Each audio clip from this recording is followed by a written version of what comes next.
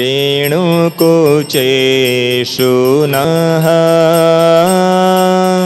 कृन्धिरेच्छयम्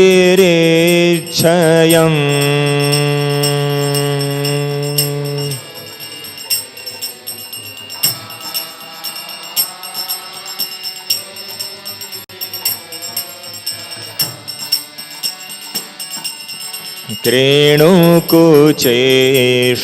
नः कृन्धिरेच्छयम्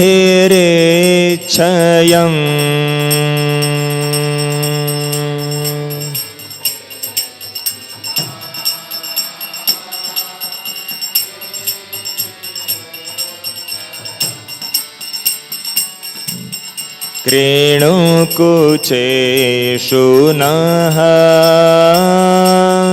कृन्धिरेच्छयम्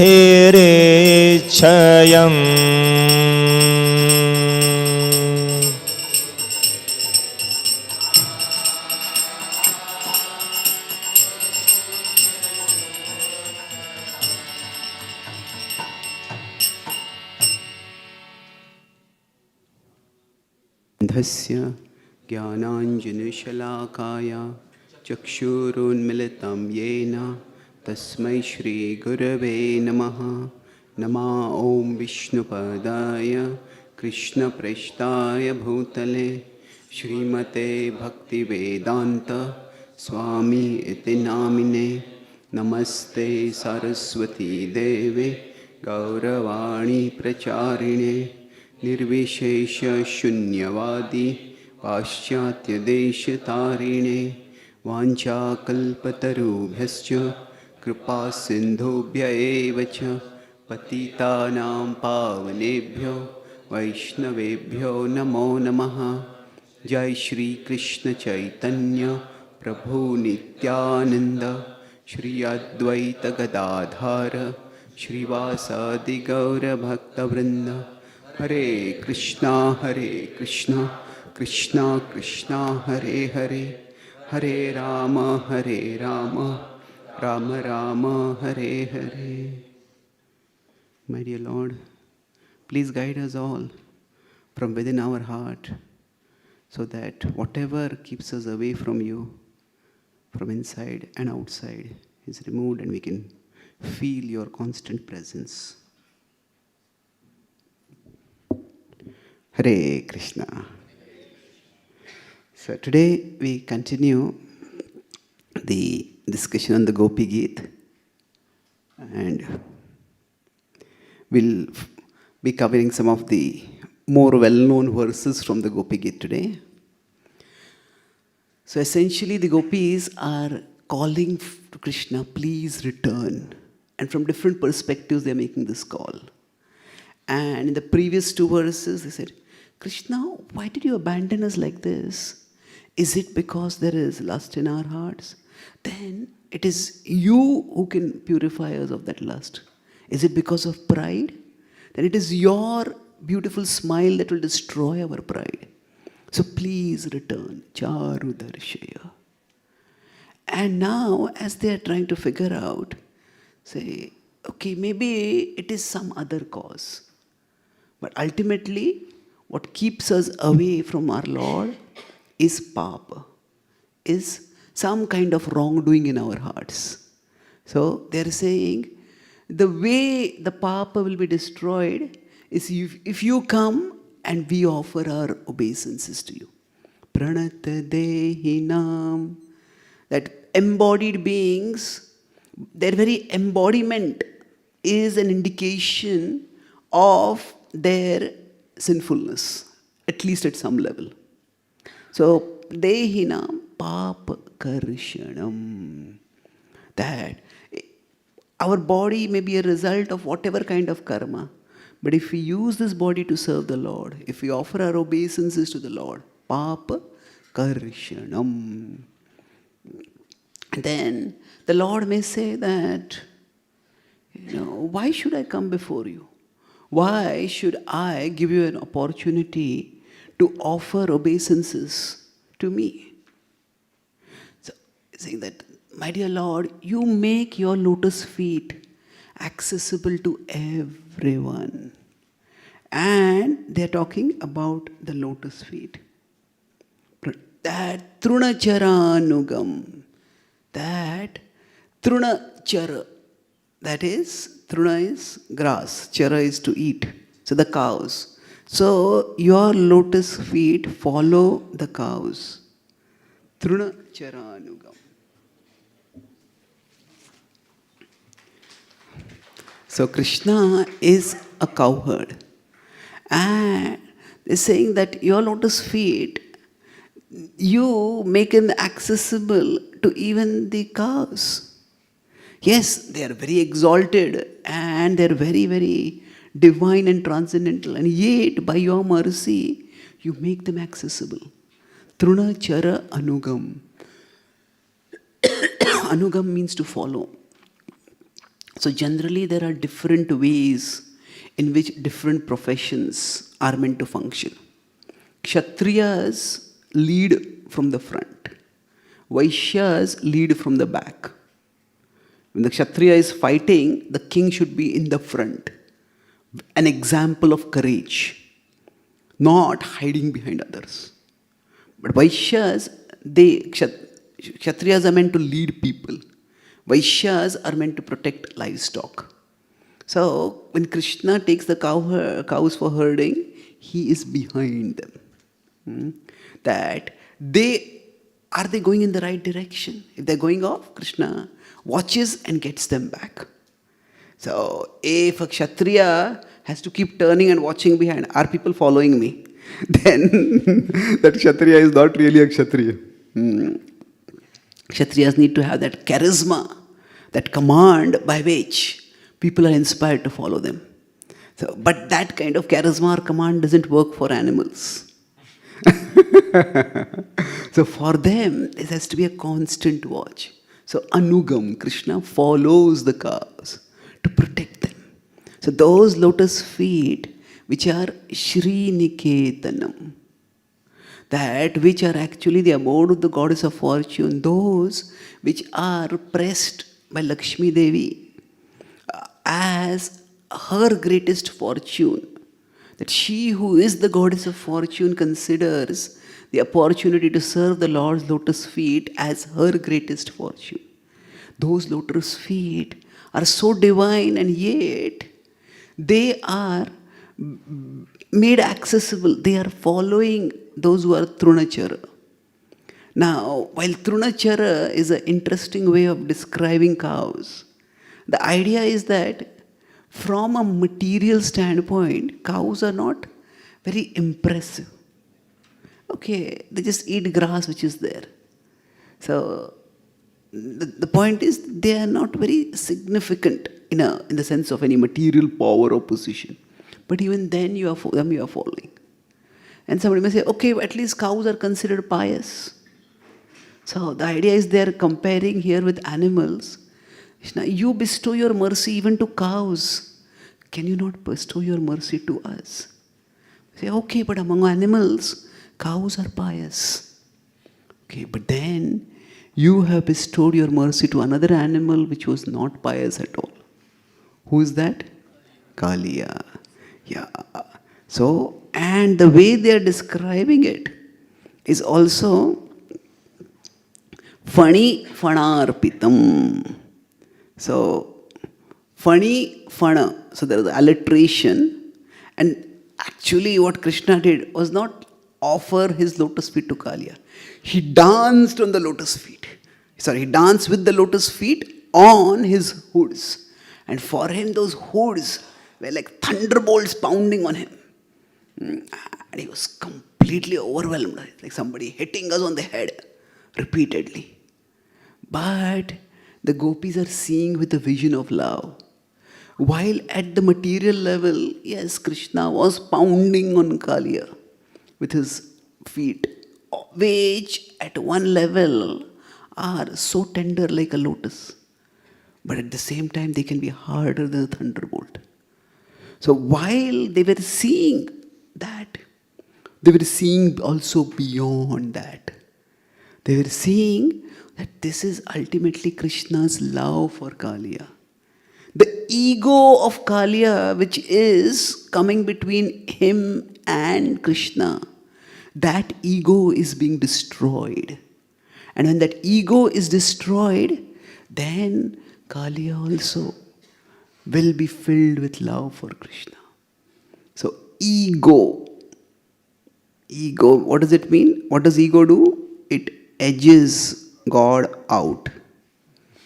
When ego is there, God is not in one moment pushed away, but gradually edged out. The more ego becomes, God goes out of the heart. So when Krishna was pounding on Kaliya, he was in one sense edging the ego out of this heart. So you offered Fani Fanarpitam Te Padambujam. That those lotus feet you offered to Kaliya, who was impious. Snakes in general are considered envious. And that does not mean all snakes have to be hated. But there is past life karma by which one gets certain bodies. And the snake body or the scorpion body is considered to be a result of past life's negative karma. And on top of that, even among snakes, Kaliya was the most toxic snake. But even such an embodiment of envy and toxicity, Krishna, you have blessed that snake. So, if you can bless such a being also, Krishna, you can surely bless us. So, Krunakuche Shuna Krundiruchayam. Krishna, please come and place those lotus feet on our heart. And whatever sinful desire, whatever sinful residue is there in our hearts, please destroy that. Please destroy that. So that is the appeal of the gopis to Krishna over here. See, we don't know what sin it is that is keeping us away from you, but whatever it is when you come, you can destroy that. So in the Bhagavad Gita, Krishna says, Samoham sarvabhuteshu. I am equal to all.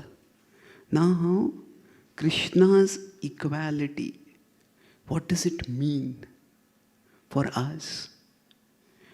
Now sometimes we may try to chant the holy names of Krishna, and we hear about the saints who seem to experience a flood of divine emotion when they chant. And we chant, leave alone a flood. There doesn't seem to be even a drop of divine emotion. Sometimes we're chanting, we take out the beads from the bead bag. Yeah, somebody replaced 108 with 1008 beads. So round is not getting over only. So we sometimes feel no emotion at all. And we may start thinking that, will I ever get to that state? Anywhere near that state of divine ecstasy? And we may feel that maybe there's something intrinsically wrong with me. I will never get there. I'm too fallen. Well, it is important for us to remember that Krishna is equal. That means what Krishna has done for anyone, he can do for everyone. He can do, not only can do, and will do for everyone. Krishna does not discriminate. So rather than feeling discouraged, thinking that, oh, I am so far away from that kind of ecstasy, what we should focus on is that this, the ecstatic states of the great saints, this is the gift that Krishna wants to give me. This is the gift that Krishna wants me to make my heart ready so that he can give me. This is the gift that Krishna wants to help me make my heart ready so that he can give it to me. So, Krishna is with us even now. It's not that Krishna is just far away and we have to struggle through a vast desert on a seemingly endless marathon till we get to Krishna. No, Krishna is here with us right now. And just as Krishna has blessed so many devotees throughout history, Puta Madbhavamagata, Bhavo Jnana Tapasa, Krishna says. Many have been blessed. So we too will be blessed. So for us, if we see some other devotees advancing in bhakti, rather than thinking, oh, why are they advancing? Why am I not advancing? I think that if Krishna can bless them, Krishna will surely bless me. And in that way, that can increase the urgency of our prayers, the intensity of our prayers. So if we understand Krishna's equality, then now we can either focus on our inability, whatever it may be. It may be our conditioning, it may be our impurity, whatever it is. But instead, we can focus on Krishna's ability. So Krishna's ability can raise us above our inability. And therefore, seeing Krishna bestowing mercy on others can inspire us to seek Him more, to focus on Him more. When we are in the world, say, if we consider Krishna is here, and say we are here. Now, if we see someone else becoming bigger than us, now they could be bigger in the sense of it could be in the service, which is external, they get bigger results, or it could be even in terms of devotion, that they actually have greater absorption in Krishna, greater attraction to Krishna. So if we keep ourselves only in this reference point, or why has this person become bigger than me, then this will lead to envy, this will lead to insecurity, this will lead to inferiority, this will lead to jealousy. But instead, if our reference point is Krishna, that it is Krishna who has blessed this person, and that Krishna will bless me also. So, by seeing others being blessed, just as the gopis are praying to Krishna, just as you have blessed them, Krishna, please bless me also. Whatever is the contamination in my heart, Krishna, you please come and remove that contamination from my heart. So for us, to be Krishna conscious is not just thinking of Krishna or chanting Krishna's names. That means Krishna should become the base point for our perception of everything. If I am here and you are here, and if my base point is myself, then what will happen is I'll compare. Oh, you are better than me, or you are worse than me. But if my base point of reference is Krishna, that I am a part of Krishna, and he or she is a part of Krishna, then that will help us to see everything in this world as an impetus for deepening our prayer to Krishna, for intensifying our longing for Krishna's mercy. So Krishna's equality means that He will bestow His mercy on everyone. What He has done for anyone, He can and will do for everyone. You can sing once.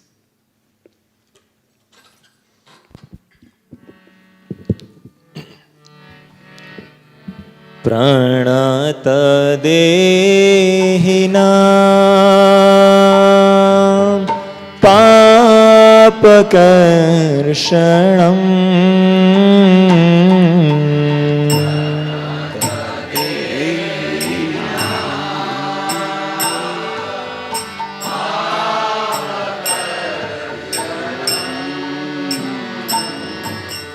Trena charanugam Sriniketanam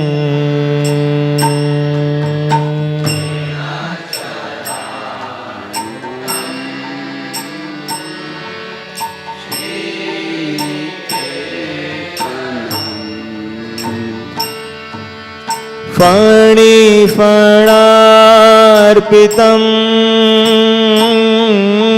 te padambujam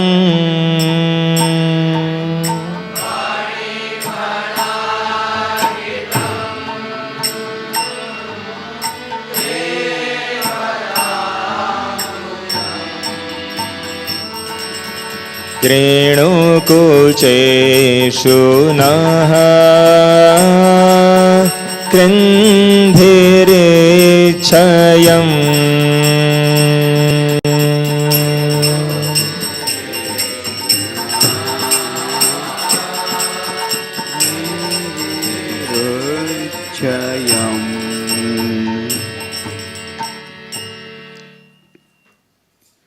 So now they are calling out to Krishna, at the same time they're contemplating on Krishna's various features. So now they contemplate Krishna's lotus feet. That vision is moving upwards. Now they are contemplating on Krishna's more personal, specific features, his speech specifically. So Madhuraya Gira Valguvakyaya. So Madhuraya Gira. Gira is the voice. Some people have a naturally sweet voice. Some people have a bit of a raspy voice. Some people have a hoarse voice. It may be because of a disease, whatever. So, Madhuraya Gira. Now, some people may have a very sweet voice, but with a very sweet voice, they can speak very harsh words. But Madhuraya Gira Valguvakyaya. Even the words that you speak, Krishna, are extremely sweet, they are saying. And they are so sweet. Now, some people might be just sweet talkers. That means they talk so sweetly that they take people for a ride. They fool people. But, Krishna, your words are charming even to the wise. Buddha Manogyaya. So if the minds of even the wise are attracted to your words. Pushkarekshana. So while they're describing Krishna's speech, they're thinking about his mouth and the words that come from his mouth, they're reminded of his eyes. And they're saying, your eyes are like lotus. Pushkarekshana. So that's it. Now Krishna, Vidhikari Rima Veera Muhiyatir. So, oh Krishna, oh hero, your words that emanate from your lips, they are so potent. So, even we are bewildered, we are Buddha, we are trying to use our intelligence to understand why you are displeased with us, why you have left us and gone away. But we cannot understand. Muhiyatir. We are in illusion, we are confused. So therefore, adharasi dhuna pyayayasvana. With the nectar coming from your lips, with the words that you speak, please come and explain to us. What is it that we did wrong? What is it that you want us to correct? Please, O Krishna, it is only when you come and explain, we will be revived. Otherwise, without this nectar, we are as if dead. We are lifeless, moving bodies right now. Please, Krishna, come back. You can sing once. Okay. Madhuraya Gira Valguvakyaya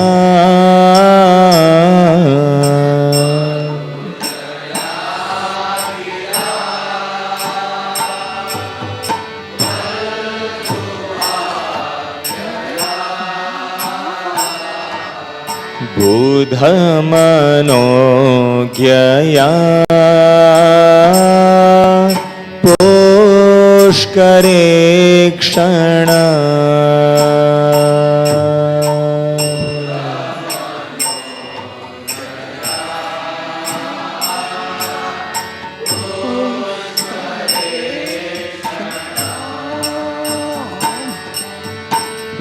Vidhikari Rima Veera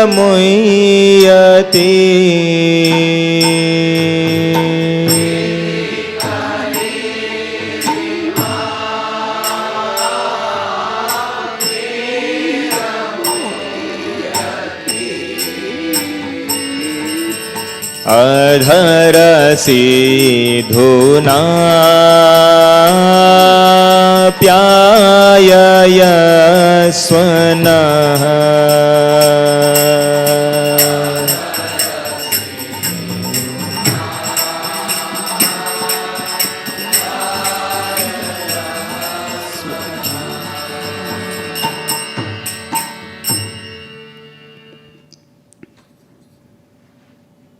So ultimately, what Krishna does and why he does, only he knows it.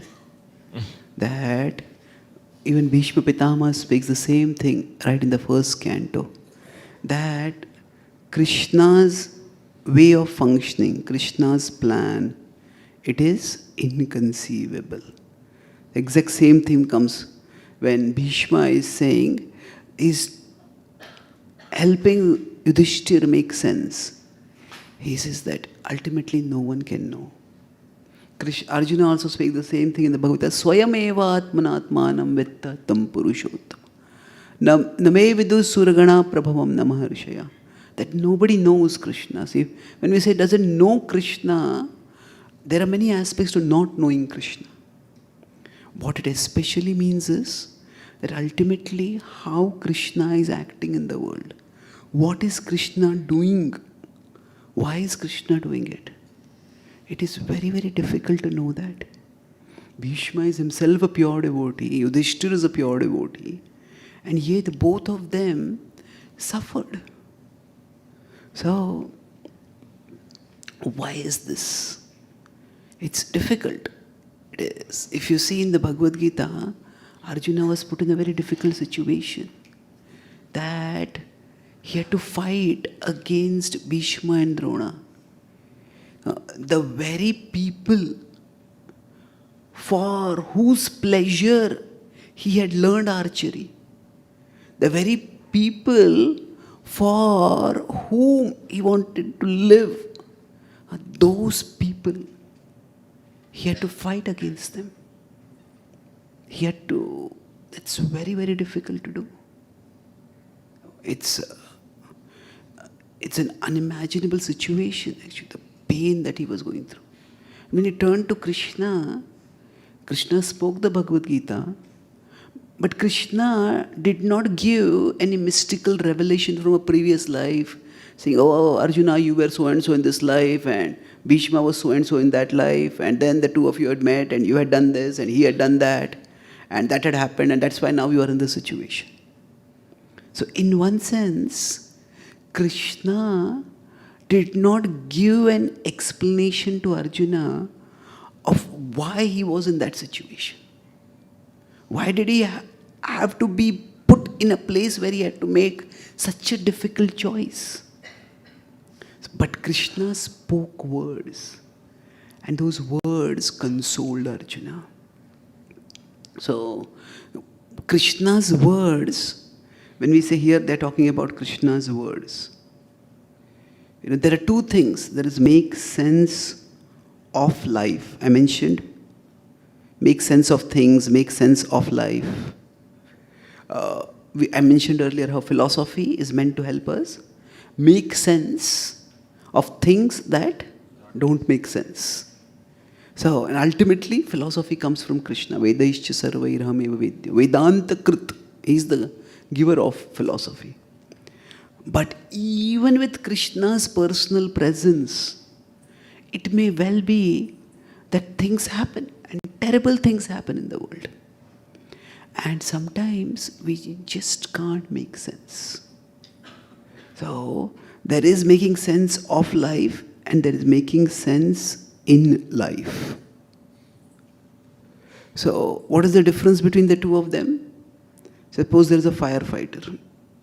I have a friend in California. He's becoming a devotee now, so he's a firefighter. California is known for huge forest fires. Of course, Australia has brush fires, which are much bigger. But California has fires which are often close to places where humans are inhabiting. So he says, whenever we are called to douse a fire, the first thing we want to know is, what caused this fire? Was it some electricity? Was it some matchstick, some cigarette? Was it an act of arson? Was it somebody poured fuel? Because then that helps us decide how to attack that fire. But sometimes that information is just not available. And much of life is working with the information that we have. Sometimes you have to make huge decisions based on tiny information. So, if we don't know, we can't figure out what is the cause of the fire. That doesn't mean we don't fight with the fire. We still try to decide, okay, this fire is here, there are civilians over here. The first thing you do is cut off the fire from going there. And then maybe later, sometimes we can find the cause of the fire. Sometimes we cannot. So similarly, samsara davana lalita loka. In this world, many fires are set. And for us, we would like to understand sometimes what caused this fire. You know, this person was so friendly towards me. Why has this person become so hostile to me? Sometimes we try to make sense. Sometimes people's behavior just doesn't make sense. Sometimes the way things work just don't make sense. So, making sense of life means, why are things happening this way? That sometimes we can understand, sometimes we can't. But even with Krishna's presence, Krishna doesn't give an explanation to Arjuna of this, making sense of life. But Krishna helps Arjuna make sense in life. Okay, the fire is there now. What is the best thing we can do? Krishna says that, Mamaivamsho jiva loke. You are my part, so play your part right now. So, when we turn to Krishna also and seek nectar from Krishna's words. So when we hear Krishna Katha, when we study the Bhagavad Gita, when we recite the verses of the Gita, so these are the words of Krishna. For the gopis, Krishna was accessible, or at least they were hoping Krishna would be accessible to them right in front of them. But for us, that opportunity is not there. That does not mean that Krishna is completely inaccessible. That does not mean that Krishna's words are not accessible. Krishna's words are very much there with us. The Gita is very much there. The Gita is both a timeless and a timely conversation. The Gita discussion is timely in the sense that it happened at a particular time between Krishna and Arjuna.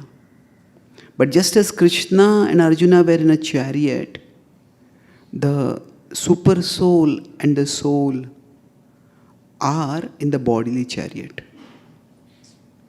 And the Gita is not just a book that we are meant to read. The Gita is actually meant to trigger, stimulate, activate a conversation between the super soul and the soul. So those words are meant to live within us. Not live within us as the guiding force for our lives. So Krishna's words can calm us, Krishna's words can solace us, Krishna's words can revive us. So the gopis are crying, saying, Krishna, please come and speak. Krishna may explain the specifics of why something is happening to us. But even if Krishna doesn't explain that, no, for us sometimes, hearing Krishna's words reminds us that even if things seem chaotic around us, Krishna is still in control. And Krishna is moving things for some purpose. So what that purpose is, why Krishna has to move things in this particular way only, that we may not know. But Krishna is in charge. Krishna has a purpose. And we try to play our part. So we have a service, we have a role. We just do our role. Now we often philosophically emphasize this 15.7. We are parts of Krishna. But we are parts of Krishna, not just parts of Krishna, we are always parts of Krishna. So we use a Sanatana, Mamavamsho Jiva Loke, Jiva Bhuta Sanatana. So at a philosophical level, we emphasize it a lot. But it has a psychological implication that is even more important. The psychological implication is that if we are always parts of Krishna, that means we always have parts in Krishna's plan. Krishna is the leader of the team, and we are a part of the team. So, suppose somebody selected in the Indian cricket team. Then if they're a part of the team, that means they have a part in the team. And now what exactly their part will be, that may vary.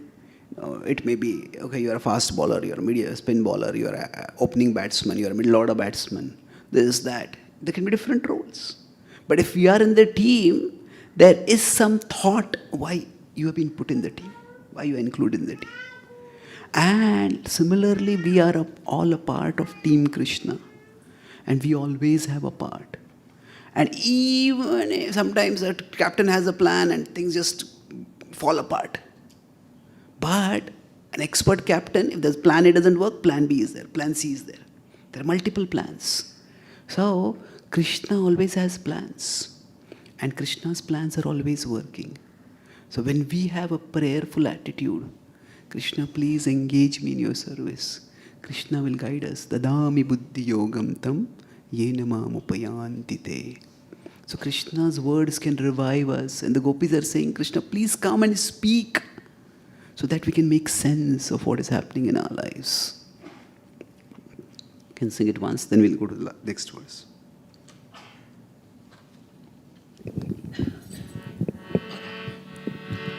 Madhuraya gira valgovakyaya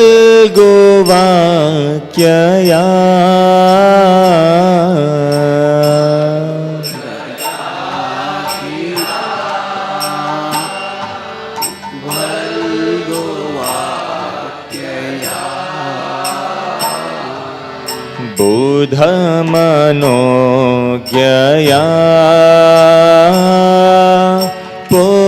Pushkare Kshana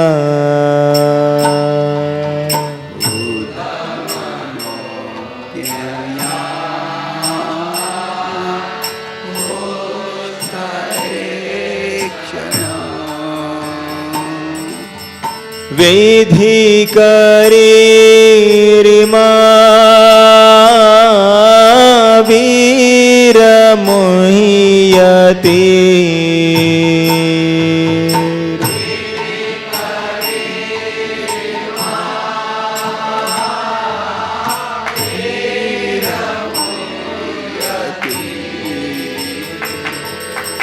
Adhara Sidhuna Pyayaya Swanaha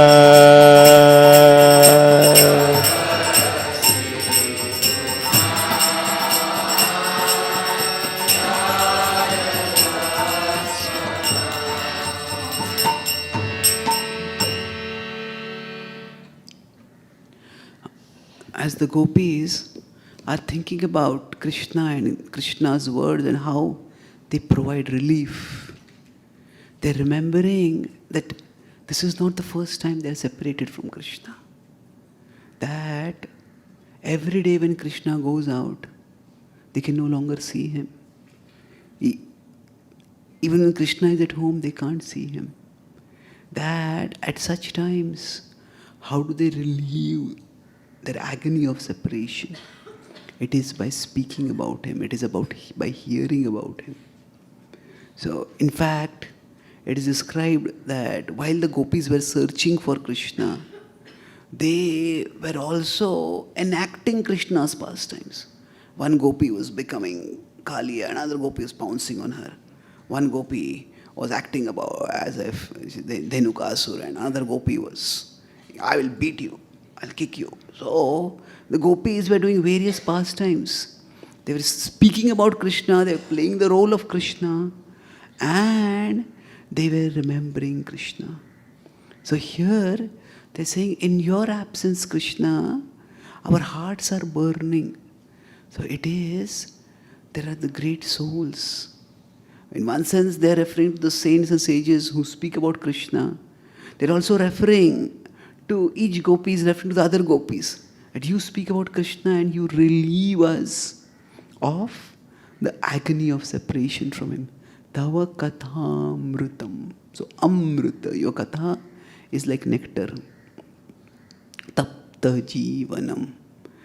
Our lives are afflicted. For them, they are afflicted by longing for Krishna. For us, we are afflicted by longing for Maya. Isn't it? Tapta jivanam. So our hearts are burning. It's a different kind of fire, but still it's a fire. Tapta jivanam. And they're saying, Kavibhir iditam kalmashapaham. So now, they're saying that Krishna, by speaking about you, we are trying to find some solace. The Kavibhir iditam, the wise people speak about Krishna, and kalmashapaham. So they're saying that, yeah, speaking about Krishna can relieve us of some kalmasha. Whatever impurities are there, because of which Krishna has given us, while Krishna is away, while Krishna has not yet come back, we will speak about him. And that will remove the kalmasha from our heart. Shravana Mangalam. That, remember that hearing about you is auspicious. For them, the only auspiciousness they are seeking is that Krishna should come back. Shrimadatatam. That if our prayers don't seem to have the power to call you back, just speaking about you, that is said to have great power. Shrimadatatam. It is very powerful, very auspicious. Bhuvi grinanti je bhurida jana. That there are great saints in this world, they also are separated from you. They don't have your manifest presence in front of them. And yet what do? They speak about you. And thus, they relieve others of material affliction and they relieve themselves of spiritual affliction. They relieve themselves of the agony of being away from you. So, bhuvi grananti, they go around the earth. Bhurida jana, such people are very great souls. So, okay, while you are not there, there are these great souls who are saving our lives. So they are in one sense exhorting each other. Let's keep speaking about Krishna. That is what will keep us. And whoever among you, so each gopi is speaking one verse, so whoever among you speaks about Krishna, even if Krishna is not hearing us, even if Krishna is not responding to us, even if Krishna seems to be not caring for us, still, we have Krishna through his Katha. Let us recite that. Whoever does that, Bhurida Jana, that person is very special.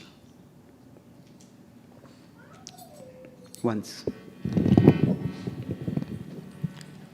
Tava kathamritam tapta jivanam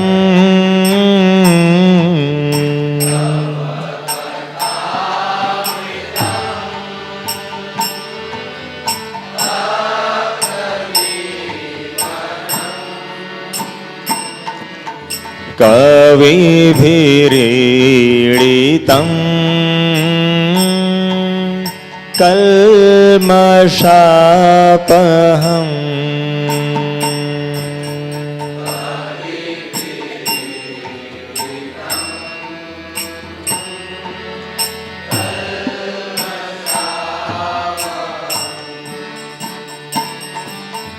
Shravana Mangalam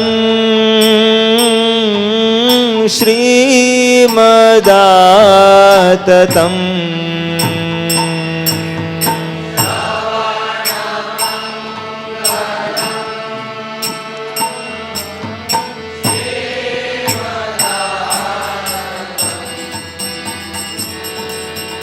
Bhuvi grinanti ye bhurida jana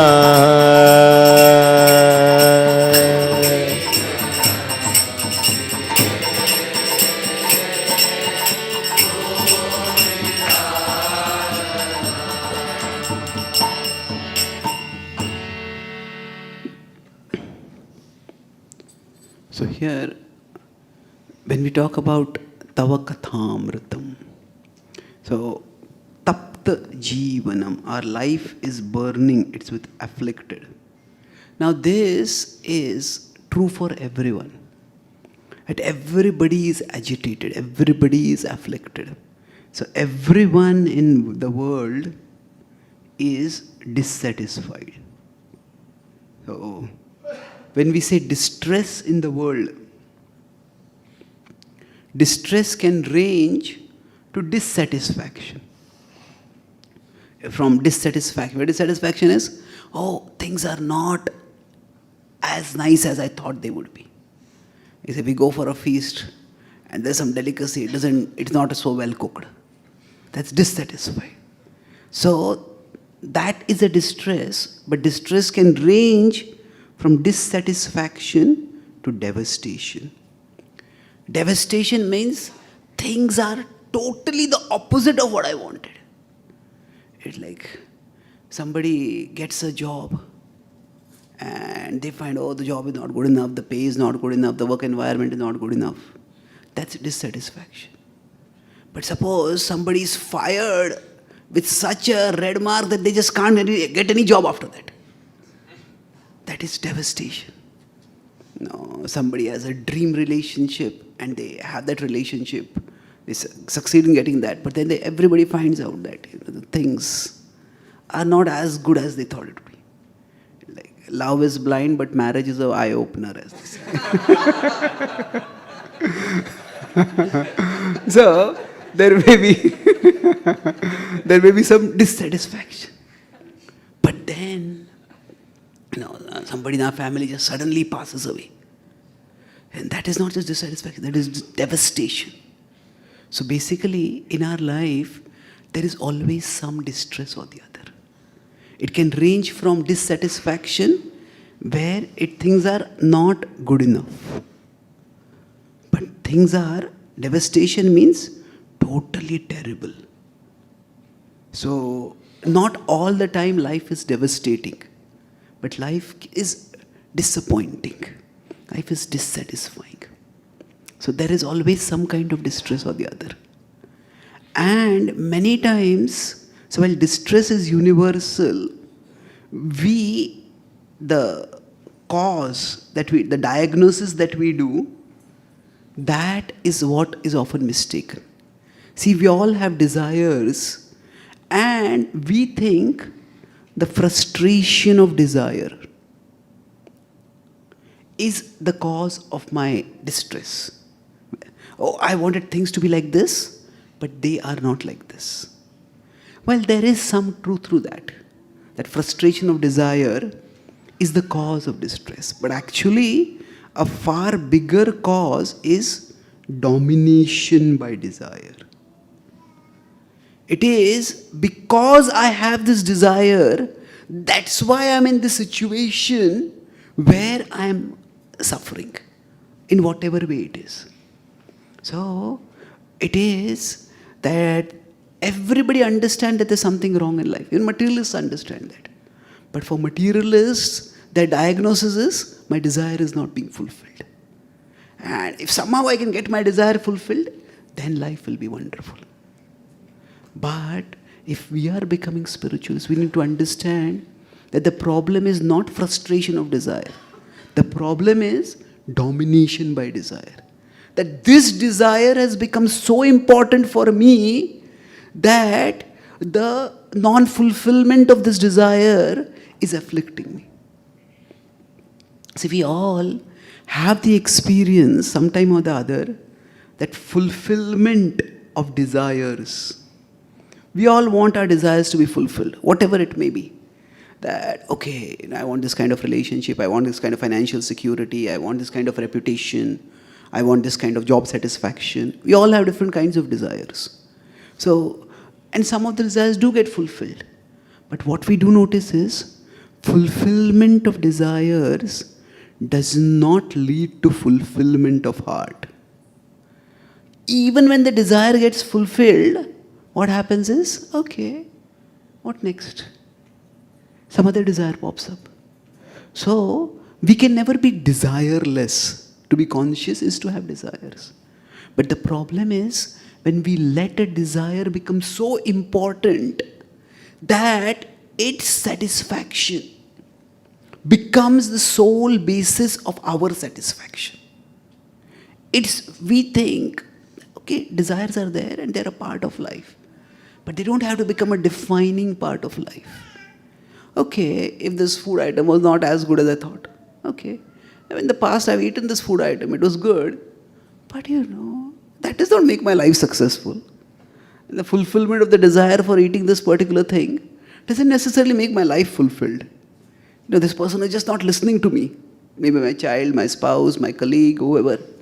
But okay, even when people do listen to me, that doesn't solve all the problems of my life.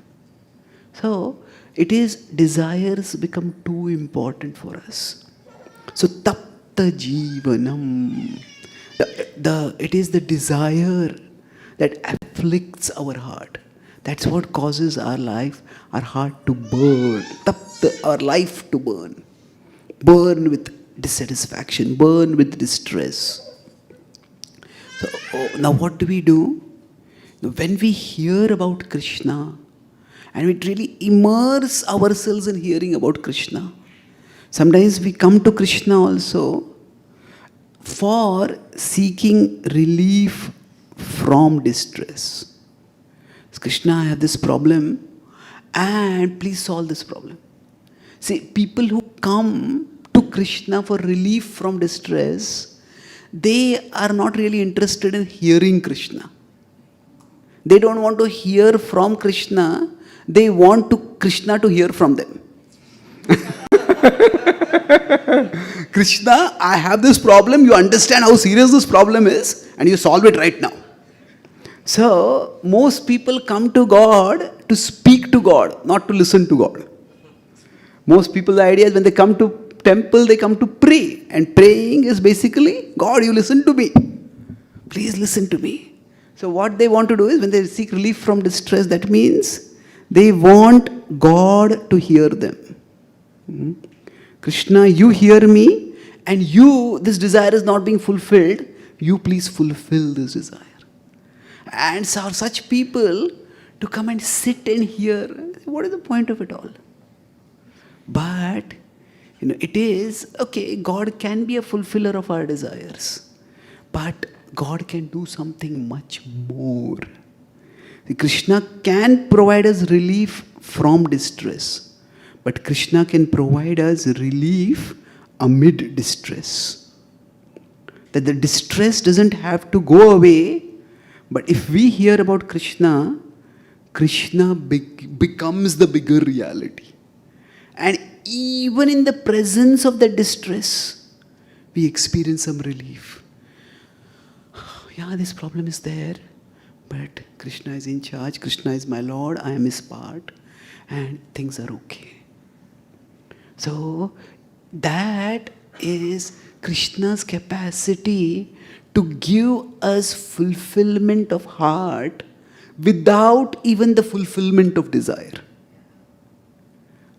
This understanding is vital for our devotion to be steady. See, when our conception of Krishna, say the evolution of devotion, how does this happen? This is from 7.16 to 19. So at 7.16, it is Artho Jigyasur Artharthi, that verse is there. So at this point, our conception of Krishna is as a fulfiller of desires. That, I come to Krishna, I have this problem, Krishna will solve it. But as we evolve, and sometimes that evolution may take many lifetimes, Bahunam Janmanamante. But as we evolve, by 7.19, what we understand is Vasudeva Sarvamiti. That Krishna is himself the fulfillment of desire. He is not just a fulfiller of desires, that actually my heart's deepest desire is not just to get this and get that and to fix this and make that happen. My heart's deepest desire is to be with Krishna. And if Krishna manifests in my heart, that is the fulfillment of desire. So hearing about Krishna does not necessarily fulfill our desires. Yes, there is some falashruti given about you do this desire, you hear this pastime and you'll get this result. But the ultimate falashruti is that Krishna becomes manifest in our heart. So this tapta jivanam that is there. By hearing about Krishna, how is that relieved? Because by hearing about Krishna, we start understanding Krishna is the most important reality. Krishna himself, if he manifests in my heart, the enrichment, the contentment I get, that is far greater than anything else. That Krishna is right here with me, Krishna is present. That realization we start getting. So the gopis are praying that Kavibiriditam kalmashapaham. The sages and saints who speak about Krishna, they have nothing practically. They are often, from the material perspective, penniless.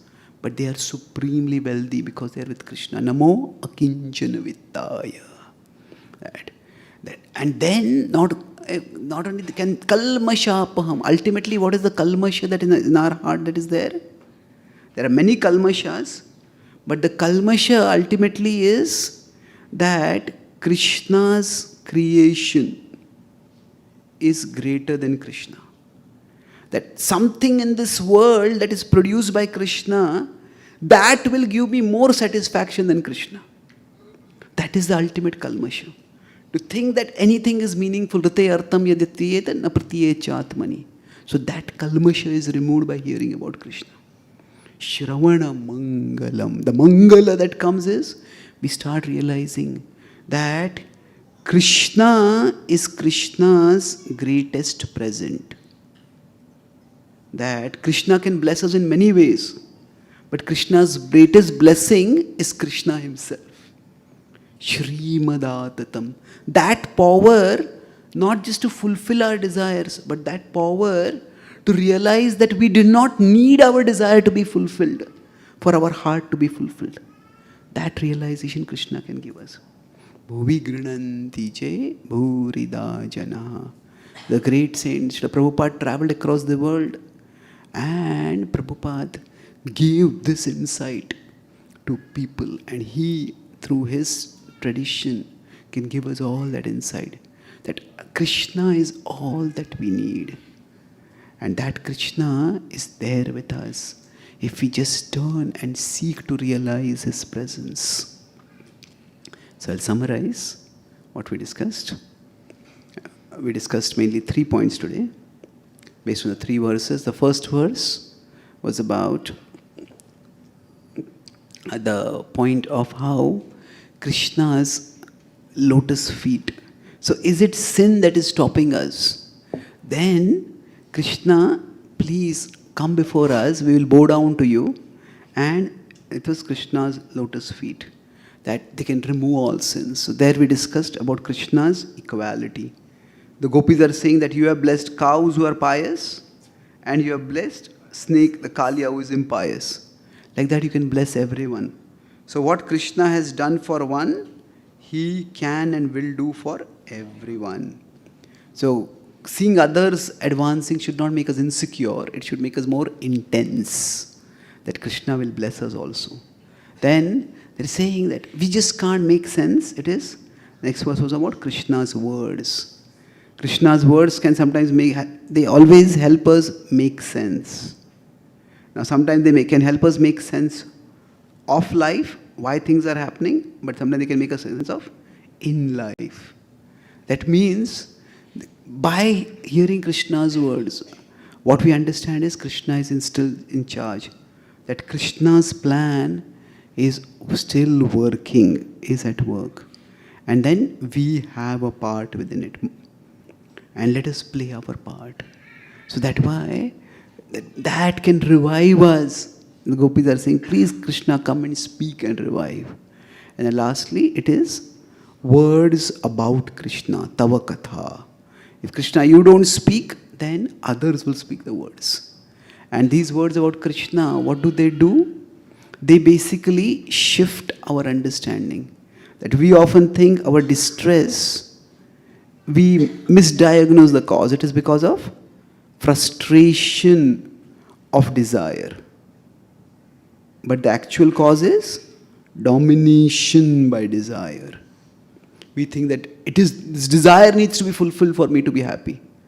But Krishna, we understand that Krishna can provide us fulfillment of heart, even when there is no fulfillment of desire. So Krishna can fulfill our desires, and that's how most people approach him. But when they become realized, and it is hearing Krishna Katha, initially we want Krishna to hear us, but we want to hear Krishna and hear about Krishna. And thus our understanding evolves. Thank you very much. Shri Gopi Git ki, Shri Krishna Bhagwan ki, Srila Prabhupada ki jai. Thai Gaur Premanande.